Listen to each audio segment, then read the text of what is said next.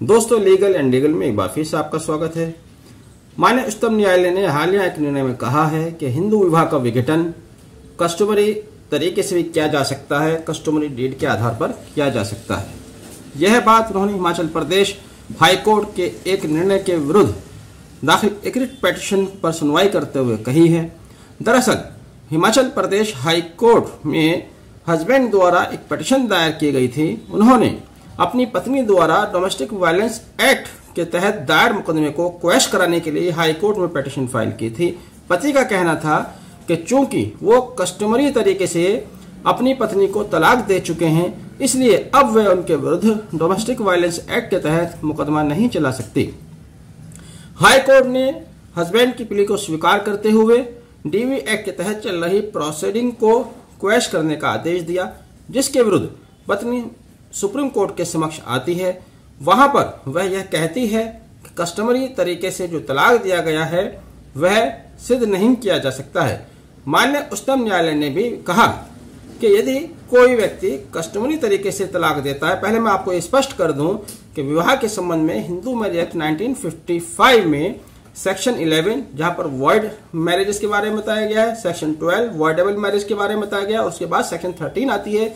वहां पर डिसोल्यूशन के बारे में विभिन्न परिस्थितियों में बताया गया है कि किन परिस्थितियों में किस तरह से विवाह को डिसॉल्व किया जा सकता है।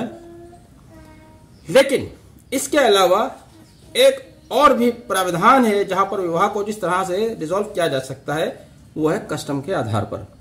तो माननीय उच्चतम न्यायालय ने यही कहा कि यदि भारत के किसी राज्य में, किसी क्षेत्र में, किसी भाषाई इलाके में अगर कोई इस तरह के कस्टम है, कोई रीति रिवाज है इस तरह से तलाक देने का, तो पहले उसको साबित किया जाएगा।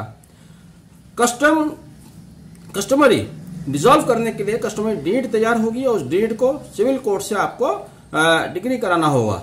जब वह डिग्री हो जाएगा सिविल कोर्ट से, तब यह आपका विवाह डिसॉल्व समझा जाएगा।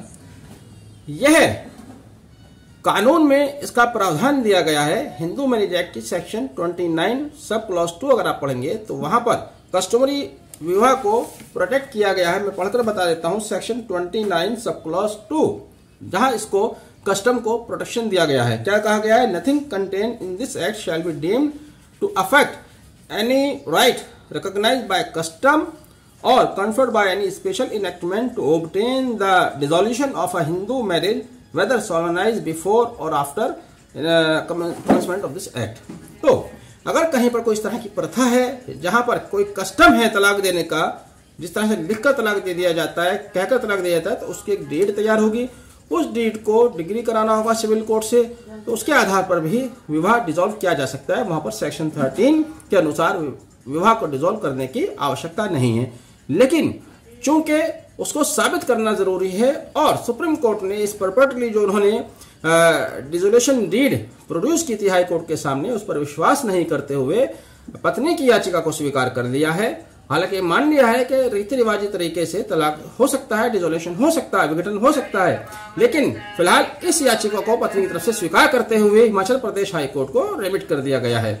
बहरहाल कस्टमरी डिसोल्यूशन किस तरह से होता है, क्या कानूनी प्रावधान है, क्या इसमें सुप्रीम कोर्ट के विभिन्न साइटेशंस हैं, इस पर हम विस्तार से आगे चर्चा करेंगे। अभी फिलहाल आपने वीडियो देखा। Thank you, have a nice day.